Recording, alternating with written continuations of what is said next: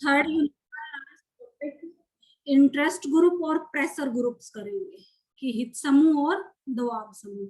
तो हित समूह और दबाव समूह, हम जिस सोसाइटी में रहते हैं उस सोसाइटी में बहुत सारे ग्रुप्स होते हैं, जैसे कुछ किसानों का, स्टूडेंट्स का, शिक्षक का, सरकारी कर्मचारियों का या गैर सरकारी कर्मचारियों का, मजदूर यूनियन। तो ये सारे जो एक समान हित के लोग, वो हित उनके आर्थिक हित भी हो सकते हैं या सामाजिक हित भी हो सकते हैं।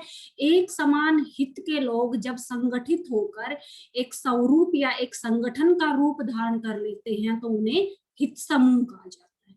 और जब ये हित समूह अपनी बातों को मनवाने के लिए या अपनी इच्छाओं की पूर्ति, अपने उद्देश्यों की पूर्ति के लिए सरकार के ऊपर दबाव डालना शुरू करते हैं तो ये हित समूह दबाव समूह का रूप धारण कर लेते हैं। कि हित समूह और दबाव समूह दोनों किसी भी देश के कानून निर्माण में महत्वपूर्ण भूमिका निभाते हैं। और अगर हम वर्ल्ड पॉलिटिक्स की बात करें तो इंटरेस्ट ग्रुप या प्रेशर ग्रुप्स की अवधारणा आती है अमेरिकन कंट्री से, कि अमेरिका में चाहे सीनेट का इलेक्शन हो, चाहे हाउस ऑफ रिप्रेजेंटेटिव का हो, चाहे प्रेसिडेंट का इलेक्शन हो, वहां पर दबाव समूहों की भूमिका सबसे ज्यादा महत्वपूर्ण मानी जाती है और वहां की सरकारी नीतियां भी उन्हीं दबाव समूहों के अधीन या उन्हीं के नियंत्रण में बनाई जाती हैं। और दबाव समूहों का अध्ययन भी सबसे पहले अमेरिका में ही किया जाना शुरू किया था। अमेरिकी संविधान में या अमेरिकी राजनीति में दबाव समूहों का बहुत बड़ा योगदान है। तो हित समूह, समान हित के लोग जब एक संगठन का रूप धारण कर लेते हैं तो उन्हें हित समूह कहा जाता है। और जब वही हित समूह अपने उद्देश्यों की पूर्ति के लिए सरकार से डिमांड करता है, सरकार के ऊपर दबाव डालता है कि उनके हित में कानूनों का निर्माण हो, उनके हितों को ध्यान में रखकर नीतियों का निरूपण किया जाए, तब वो हित समूह दबाव समूह का रूप ले लेता है। तो यही हित समूह और दबाव समूह को आमंड एंड पावेल ने डिफाइन किया है कि हित समूह से तात्पर्य ऐसे व्यक्तियों के समूह से है जिसका कोई विशेष हित होता है या लाभ के लिए परस्पर मिलकर वो काम करते हैं अपने हितों के संबंध में चेतना के लिए। जैसे अब किसान आंदोलन चल रहा है तो जितने भी किसान समूह के लोग हैं या किसान सभा, भारतीय किसान यूनियन के सारे सदस्य, कि सारे के सारे उनका एक कॉमन इंटरेस्ट है कि जो ये बिल पारित होगा उससे उन्हें नुकसान होगा, कि ये आइडियोलॉजी उनकी है, तो वो अपने एक हित साधना के लिए सरकार पर दबाव डाल रहे हैं। तो उनका भी समूह एक दबाव समूह का काम कर रहा है कि उस बिल को सरकार वापस ले।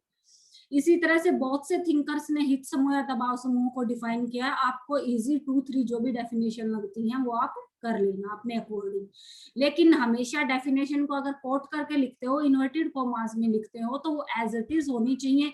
अगर तुम्हें सिर्फ ये है कि हमें एज इट इज लैंग्वेज याद नहीं है, सिर्फ ये पता है कि हाँ उसकी डेफिनेशन का मीनिंग ये था, तो उसको इन्वर्टेड कॉमा में कोट मत किया करो।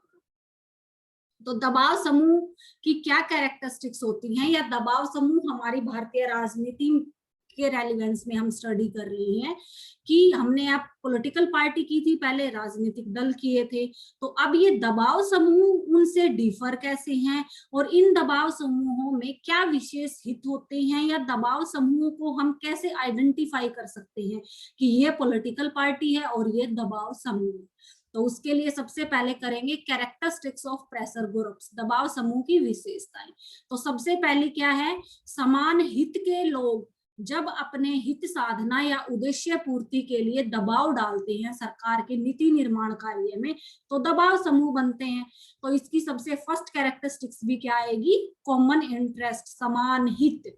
कि दबाव समूह जो संगठन होता है उस संगठन के अंतर्गत जितने भी सदस्य होते हैं उनका हित एक समान होता है, कॉमन इंटरेस्ट होता है। जैसे मजदूर यूनियन है, उसमें सारे मजदूर होंगे, वो समान वेतन के लिए या किसी भी क्योंकि वो सेम फील्ड में जॉब कर रहे हैं, उनके आर्थिक हित एक जैसे, किसानों के सबके एक जैसे हैं, स्टूडेंट्स के एक जैसे हैं।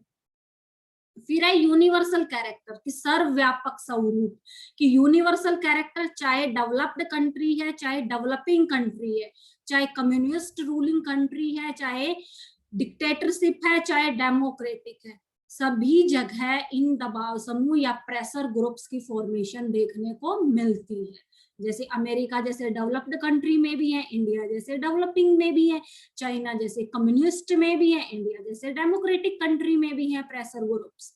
नेक्स्ट आता है ऑर्गेनाइजेशन, कि दबाव समूह जो है, प्रेशर ग्रुप्स जो है, उसका जो स्ट्रक्चर है वो एक ऑर्गेनाइज्ड फॉर्मेशन में होता है, कि वो एक संगठित होकर काम करते हैं।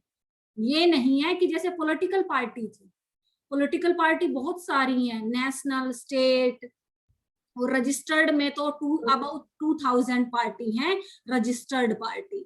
तो वो सारी पार्टियां तो मिलके कभी इकट्ठा काम नहीं करती, कि देश का ना शासन चलाती है ना इलेक्शन में कि इकट्ठे मिलके। लेकिन जो भी प्रेशर ग्रुप होता है, वो प्रेशर ग्रुप जिस ऑर्गेनाइजेशन से रेलिवेंट होता है, उसके सारे के सारे सदस्य। अब इसमें ये नहीं देखने को मिलता पार्टियों की तरह की दल बदल है, कि दल बदल, क्योंकि सक्रिय राजनीति में योगदान नहीं करते हैं वो, तो एक संगठन के रूप में ये काम करते हैं। ये नहीं है कि अलग अलग अपना उद्देश्य है उनका, अलग अलग अपनी बात को मनवाने की कोशिश कर रहे हैं। नेक्स्ट है to influence the public policy, कि इनका मेन मोटिव या मेन ऑब्जेक्टिव ही प्रेशर ग्रुप का होता है, कि प्रेशर ग्रुप्स का मेन मोटिव या ऑब्जेक्टिव होता है कि जो पब्लिक पॉलिसी, सरकार जिन नीतियों का निर्माण कर रही है, उन नीतियों को अपने हित में पारित करवाना। जैसे किसान जो प्रेशर ग्रुप है किसानों का, फार्मर्स का, वो उस बिल का विरोध क्यों कर रहे हैं, कि वो एक सार्वजनिक नीति जो किसान बिल पारित हुआ है, उसको अपने हित के अकॉर्डिंग मॉडिफाई करवाना चाहते हैं। तो इनका मेन ऑब्जेक्टिव होता है सार्वजनिक नीति को प्रभावित करना, इन्फ्लुएंस द पब्लिक पॉलिसी। सार्वजनिक नीति में वो सारे कायदे कानून आ जाते हैं जो किसी भी देश की कार्यपालिका देश में लागू करना चाहती है, सबके ऊपर इक्वली इंप्लीमेंट करना चाहती है। नेक्स्ट है लैक ऑफ रिस्पॉन्सिबिलिटी। जैसे कि पॉलिटिकल पार्टी होती है ना, पॉलिटिकल पार्टी के सारे मेंबर अपने पार्टी के प्रति रिस्पॉन्सिबल होते हैं।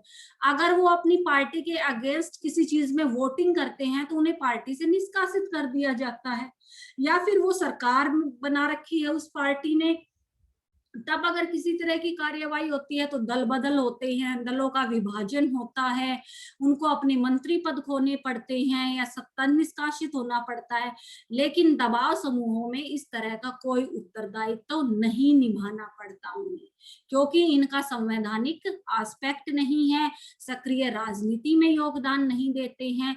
ये कोशिश करते हैं अपने उद्देश्यों की पूर्ति के लिए, अगर वो उद्देश्य पूरे नहीं हुए हैं तो किसी को जवाब नहीं देना पड़ता इन्हें, ये किसी के प्रति उत्तरदायी नहीं है कि इन्हें जनता को जवाब देना पड़ेगा या सरकार को जवाब देना पड़ेगा कि आप प्रदर्शन कर रहे थे लेकिन आप तो उस नीति को नहीं बदलवा पाए।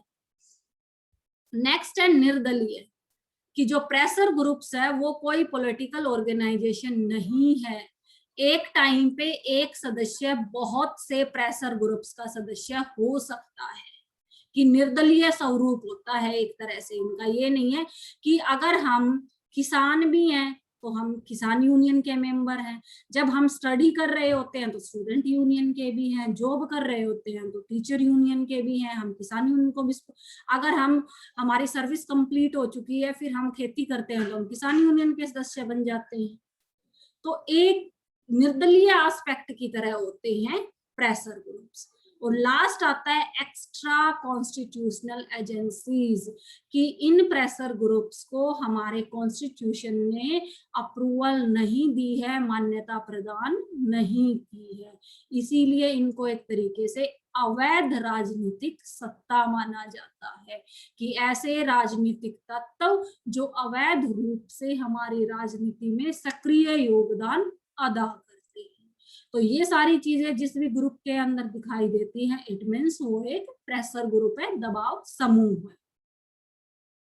नेक्स्ट आता है कि दबाव समूह, प्रेशर ग्रुप और इंटरेस्ट ग्रुप में क्या डिफरेंसेस है। तो सबसे पहले ये मैंने बताया था आपको, इंटरेस्ट ग्रुप होते हैं जैसे कि किसानों का है, श्रमिकों का है, जमींदारों का है, व्यापारियों का है, स्टूडेंट्स का है, शिक्षकों का है।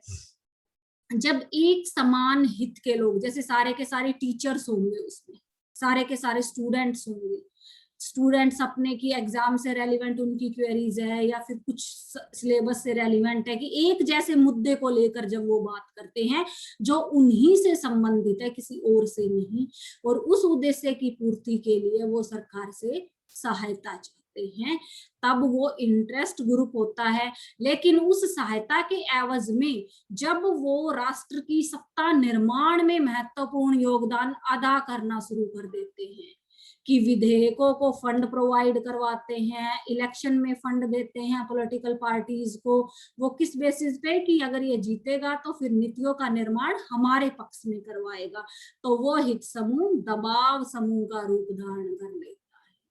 इसीलिए हित समूहों का राजनीति में प्रत्यक्ष संबंध नहीं होता है, क्योंकि वो जो इंटरेस्ट ग्रुप होते हैं वो अनुन्य विनय मतलब रिक्वेस्ट के मेथड से अपनी बात मनवाना चाहते हैं, या दूसरा रिक्वेस्ट मेथड में कई बार वो एग्रेसिव मींस भी अडॉप्ट कर लेते हैं, जैसे धरना, प्रदर्शन, हड़ताल। लेकिन जो दबाव समूह होते हैं वो पॉलिटिक्स में डायरेक्ट रोल प्ले करते हैं। डायरेक्ट रोल मींस सरकार के निर्माण में।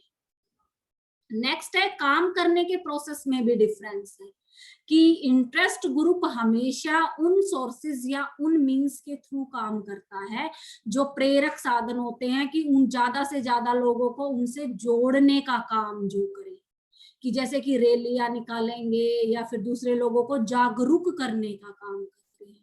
जबकि प्रेशर ग्रुप्स हमेशा उन टेक्निक्स को इम्प्लीमेंट करता है कि चाहे कोई जागरूक हो या ना हो, सरकार पे ज्यादा से ज्यादा प्रेशर बने उस चीज पे। जैसे कि किसान आंदोलन में करते हैं ना, चक्का जाम कर देते हैं, तो वो प्रेशर बनाने का काम किया, अर्थव्यवस्था प्रभावित होगी तो सरकार कुछ ना कुछ कदम उठाएगी। नेक्स्ट डिफरेंस इंटरेस्ट ग्रुप और प्रेशर ग्रुप्स में देखा जाता है इनके एम को लेके, कि इंटरेस्ट ग्रुप हमेशा अपने इंटरेस्ट को सेफ रखने के लिए काम करता है, इसके लिए वो कभी भी सक्रिय रूप से शासन में भागीदारी की नहीं सोचता है।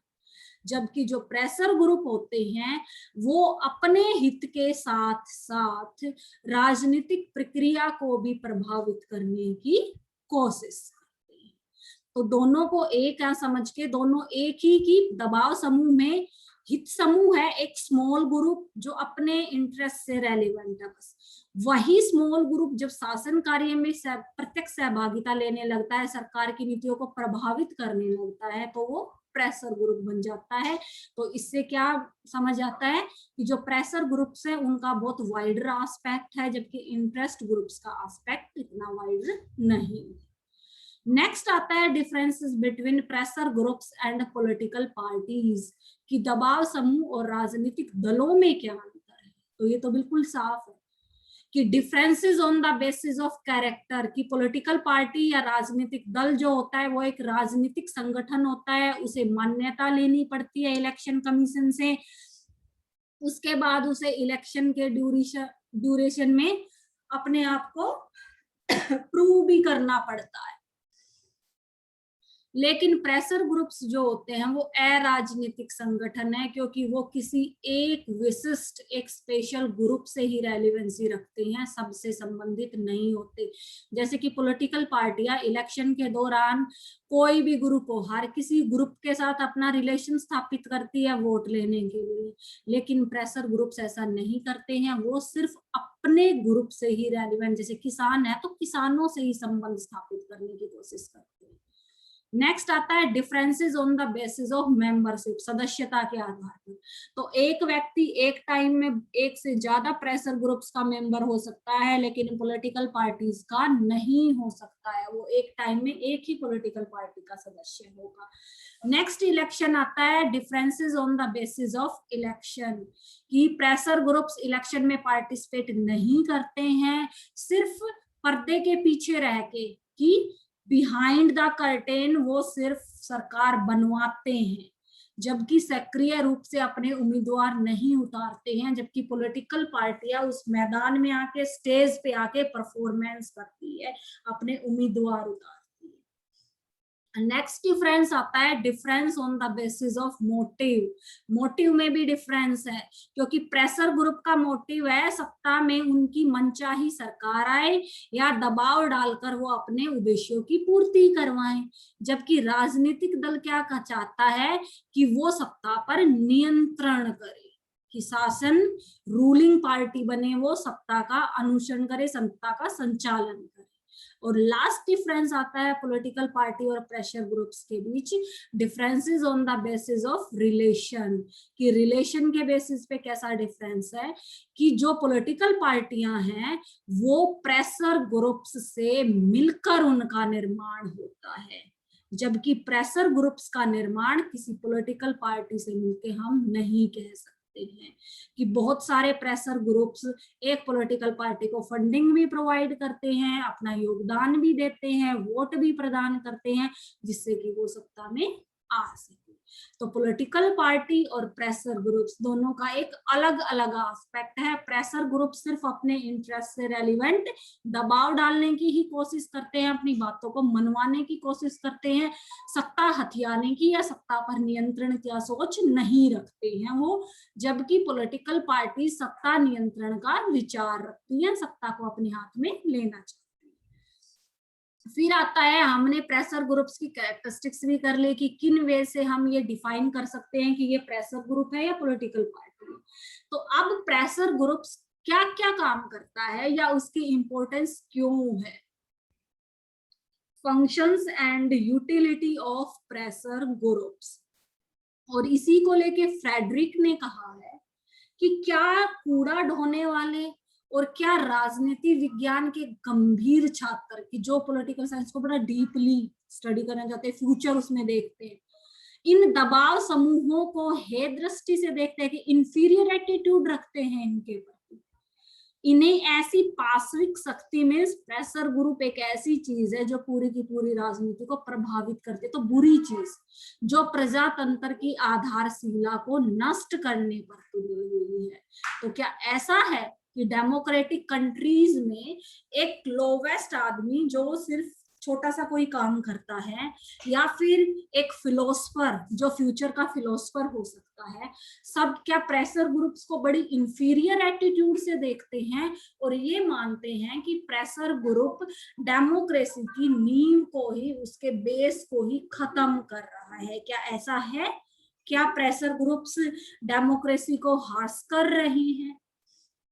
और इन्हीं ओपिनियंस को लेके 3 राइटर्स ने प्रेशर ग्रुप को एक अलग आइडेंटिफिकेशन दी है। जैसे मोरिन ने क्या कहा है, प्रेशर ग्रुप या दबाव समूह एक अदृश्य सरकार है, क्योंकि सरकार के निर्माण में योगदान देते हैं लेकिन बिहाइंड द कर्टेन रहते हैं, पीछे रहते हैं।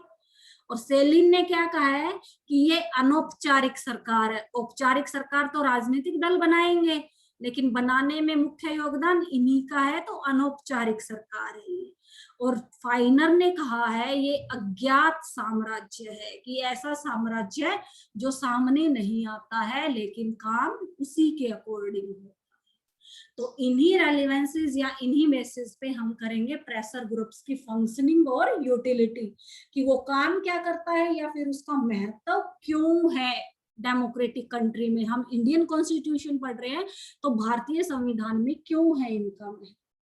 तो फर्स्ट ऑफ ऑल आता है टू फॉर्म पब्लिक ओपिनियन, कि प्रेशर ग्रुप्स जनमत का निर्माण करते हैं। जनमत का निर्माण कैसे करते हैं? जनता को शिक्षित करते हैं वो, समाचार पत्र, रैली, सम्मेलन, सभा, भाषण करके। जैसे किसान आंदोलन शुरू हुआ तब पूरी इंडिया की जनता का ध्यान उस किसान बिल की तरफ, सबने उसको स्टडी किया कि क्या क्या बात कही है ऐसी किसान बिल में, वरना उससे पहले तो कुछ इंटरेस्टेड लोगों ने उसके बारे में पढ़ा था, सबका ध्यान उसकी तरफ नहीं था। अब जो खेती नहीं करते उन्होंने तो कोई इंटरेस्ट ही नहीं लिया, लेकिन जब ये आंदोलन शुरू हुआ, उनका जीवन उससे प्रभावित हुआ, तब उन्होंने भी उसको स्टडी किया। तो उन्होंने क्या किया, एक तरीके से पब्लिक ओपिनियन, एक जनमत का निर्माण किया, सरकार के प्रति नई सोच के लोगों का निर्माण किया। नेक्स्ट है एक्टिव रोल इन इनएक्शन, कि प्रेशर ग्रुप्स इलेक्शन के ड्यूरेशन में बड़ा एक्टिव रोल प्ले करते हैं, और वो एक्टिव रोल क्या होता है कि किस पॉलिटिकल पार्टी के फेवर में है वो, किसको फाइनेंशियल हेल्प भी, चंदा भी दे रहे हैं और समर्थन भी दे रहे हैं, किस राजनीतिक दलों के साथ साठगांठ करके वो सरकार बनाना चाहते हैं, अपने हित की सरकार। नेक्स्ट आता है control on absolutism of government, कि सरकार की निरंकुशता पर नियंत्रण, क्योंकि निरंकुशता पर नियंत्रण कैसे होता है, सरकार सारी की सारी शक्तियों को अपने हाथों में ना लेके दबाव समूह उन साधनों का प्रयोग करते हैं जिससे कि, क्योंकि दबाव समूह सोसाइटी का, समाज का ही एक ग्रुप होता है, एक समुदाय होता है, तो वो समुदाय बहुत बड़ा होता है, कई बार कोई प्रेशर ग्रुप उसके अगेंस्ट अगर किसी कानून का निर्माण सरकार कर रही है तो उसको रोकेंगे प्रेशर ग्रुप्स, उसको पारित नहीं होने देंगे। नेक्स्ट आता है to establish balance between society and government, समाज और शासन में संतुलन। समाज और शासन में संतुलन में सबसे पहले आया था ना जनमत का निर्माण, वो यही था। जैसे व्यापारियों का यूनियन है, श्रमिक यूनियन है, किसान यूनियन है, या फिर किसी भी कास्ट या रिलीजन के बेसिस पे यूनियन बनी हुई है, वो सारी की सारी यूनियन समाज का आईना होती है, हमारी सोसाइटी को प्रदर्शित करती है।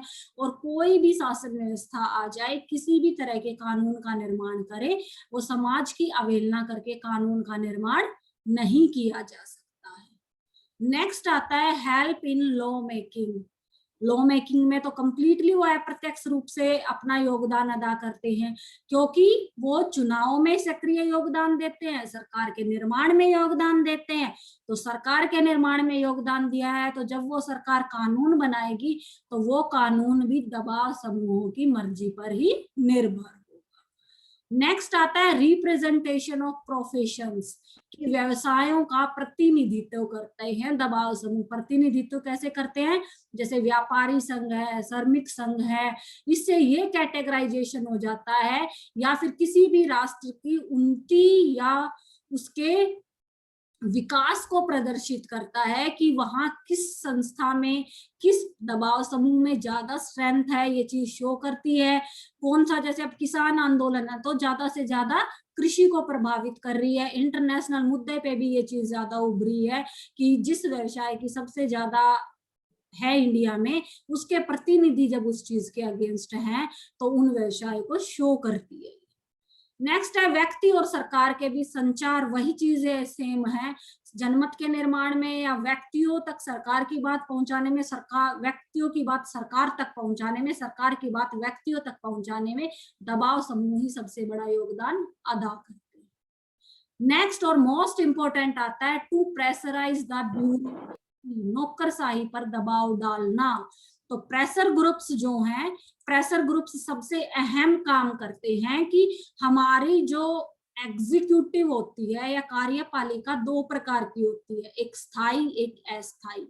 स्थायी परमानेंट ब्यूरोक्रेसी बोला जाता है, क्लर्क से लेके आईएएस ऑफिसर्स तक जो शासन व्यवस्था का काम करते हैं। और अस्थायी एग्जीक्यूटिव या उसको कहा जाता है जो मंत्री, मुख्यमंत्री, प्रधानमंत्री जो 5 साल के लिए आते हैं, तो वो तो कभी भी निरंकुश नहीं हो सकते, क्योंकि वो निरंकुश होंगे तो अगले 5 साल में उन्हें बदल दिया जाएगा। लेकिन जो स्थायी कार्यपालिका होती है, जो ब्यूरोक्रेट्स जिसको बोला जाता है, वो ब्यूरोक्रेट्स को डर नहीं होता, क्योंकि वो तो एक परमानेंट 58 या 60 ईयर्स की एज तक अपॉइंट हुए हैं, उन्हें किसी का डर नहीं है।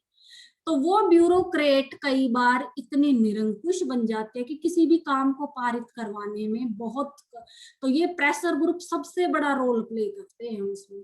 जैसे कि स्टूडेंट यूनियन है, कि अगर यूनिवर्सिटी से अपनी डिमांड्स कंप्लीट करवानी है तो आंदोलन करेंगे, रैलियां करेंगे, भाषण करेंगे, तो वो ज्यादा से ज्यादा दबाव डलेगा और जल्दी उस चीज पे इम्प्लीमेंटेशन। तो प्रेशर ग्रुप उस ब्यूरोक्रेसी की निरंकुशता, रेड टेपिज्म को रोकने के लिए और शासकीय कार्यवाहियों को जल्दी करवाने में सबसे बड़ा योगदान देते हैं। नेक्स्ट है social, economic and political reform, कि सामाजिक, आर्थिक और राजनीतिक सुधार के लिए। जैसे महिलाओं का संगठन है, उसने महिलाओं की उन्नति के लिए बहुत बार आंदोलन किए हैं, जिससे राष्ट्रीय अंतरराष्ट्रीय स्तर पर महिला आयोग का गठन किया गया, उनके लिए प्रसूति अवकाश का प्रबंध किया गया, कार्य क्षेत्र पर भी उनकी सुरक्षा के लिए कानून बनाया गया, उनको समान काम के लिए समान वेतन का प्रावधान दिया गया। इसी तरह मजदूर यूनियन के प्रयासों से समाज में मजदूरों की जो स्थिति थी उस स्थिति में बहुत सुधार हुआ है, उन्हें भी सारी मूलभूत सुविधाएं प्राप्त हुई है, उन्हें रिजर्वेशन मिला है, राजनीतिक सत्र पर भी उन्हें रिजर्वेशन मिला है, चुनाव में सहभागिता का अधिकार मिला है। तो उनके जो प्रेशर ग्रुप्स थे उन्हीं के प्रयासों से ये सब कुछ संभव हुआ है। और नेक्स्ट आता है प्रेशर थ्रो कोर्ट, कि ये प्रेशर ग्रुप्स, ये दबाव समूह न्यायालय के माध्यम से भी हमारी शासन प्रणाली पर दबाव डलवाते हैं, कि ये कोर्ट में भी जाते हैं अपने उद्देश्यों के लिए, कि समाज का ये समुदाय का हित अहित कर रही है सरकार, उसके लिए न्यायालय में अपनी याचिकाएं डालते हैं। और न्यायालय में उनके पक्ष में जो मुद्दे आते हैं, जैसे यूनियन अगेंस्ट स्टेट के जो केसेस होते हैं, कि किसी भी यूनियन का और स्टेट का केसेस है, बहुत सारे केसेस हुए हैं टाइम टू टाइम, जैसे श्रमिक का, अब जैसे किसान बिल से रेलिवेंट भी किसान union against versus central government case चल रहा है सुप्रीम कोर्ट में। तो वो क्या है, जो फार्मर यूनियन है वो कोर्ट का प्रेशर ही डलवा रही है। तो ये सारी चीजें जो प्रेशर ग्रुप्स एक तरीके से इनडायरेक्टली हमारी पॉलिटिक्स को प्रभावित करते हैं या शासन व्यवस्था में आम नागरिक की सहभागिता को वर्णित करते हैं। अब उसके बाद आता है मेरिट्स ऑफ प्रेशर ग्रुप्स की क्या क्या विशेषताएं हैं, कि प्रेशर ग्रुप से फायदा कैसे है हमें। तो सबसे फर्स्ट चीज आती है राजनीतिक शिक्षा। हाँ, जिस जनमत का निर्माण वो करते हैं, जनता को जागरूक करवाते हैं सरकार की नीतियों के बारे में, वो राजनीतिक शिक्षा तो हमें प्रदान कर रहे हैं। नेक्स्ट आता है विशेषज्ञों द्वारा प्रचार। विशेषज्ञ क्या है, प्रेशर जो ग्रुप्स होते हैं ना, दबाव समूह होते हैं, तो किसी भी संस्था का दबाव समूह है, किसी भी हित के लोगों का, जैसे किसान आंदोलन का है तो उनका भी एक नेता होता है, एक नेतृत्व दिया जाता है एक व्यक्ति को, और वो व्यक्ति अपने क्षेत्र का विशेषज्ञ होता है, उसे अपने क्षेत्र की संपूर्ण जानकारी प्राप्त होती है। तो जिसको संपूर्ण जानकारी प्राप्त होगी, जो विशेषज्ञ होगा अपने क्षेत्र का, उसकी लाभ प्राप्त करती है जनता इन समूहों के माध्यम से। और नेक्स्ट है विशेष वर्गों के हितों की रक्षा, कि प्रेशर ग्रुप्स स्पेशल इंटरेस्ट के जो लोग होते हैं उनको एक सेफ गार्ड प्रोवाइड करती है, क्योंकि नॉर्मल सोसाइटी में जब वो अपने हितों को लेके आवाज उठाएंगे तो वो सुनवाई नहीं है, लेकिन अपने ग्रुप में वो उस चीज को मनवा सकते हैं।